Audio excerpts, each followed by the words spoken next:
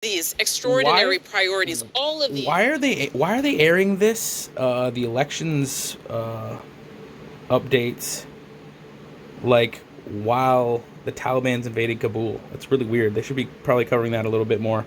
Um, the other thing is that the media that Trudeau funds is trying to push that Trudeau is transparent and he wants, like, they're trying to say they're not biased, but the media itself is saying, oh, Trudeau's pushing for these elections because people are saying that the government's tyrannical and there's no transparency, and that's why he's pushing for these elections, to show that that he is transparent.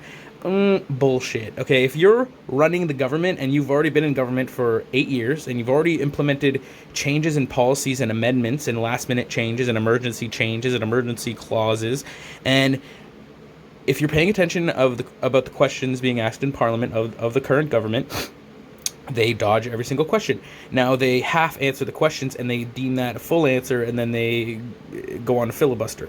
So what it is they'll list off the organizations that they're working with, and the intended goals for their amendments, and then once you get into detail, saying, well, who's providing the money, where's the money going, and who is getting the money and who's making the decisions with the money. At that point, it's, oh, I'm so sorry, you know what, these are talks with these specific organizations. These are private organizations and private talks, so we can't go into details about it, but I assure you that these companies and we have your best interest in mind.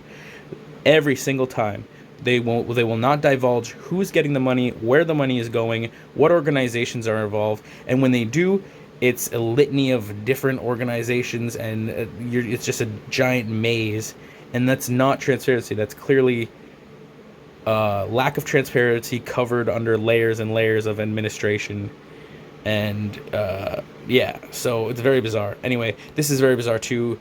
All of a sudden, it's all about snap elections. Meanwhile, our embassy is like is under threat. We've evacuated them 2 days earlier, though, apparently, but our embassy is under threat, and it's just insane.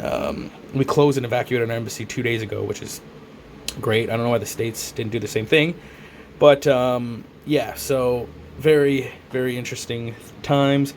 Yeah, it seems like the media that is funded by the current Liberal Trudeau government has been fracturing the entire country up amongst parties. The NDP, PPC, Bloc, and Conservatives are all completely just shattered amongst themselves, and there seems to be no consensus. It seems that Trudeau is going to be re-elected, as far as I can tell, and it just seems very bizarre, given the way that everything's been handled, the way that the back and forth.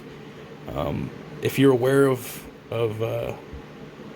past events, around World War I, World War II, you do see a lot of these, and even just military psychological tactics and stuff like that. You do see a lot of this wishy-wash,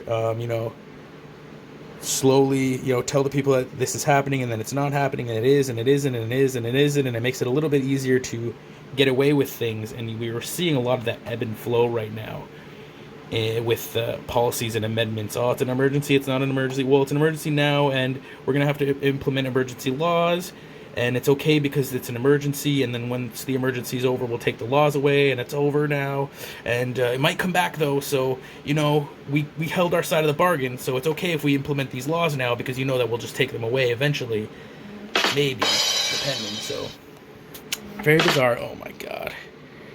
And perfect. So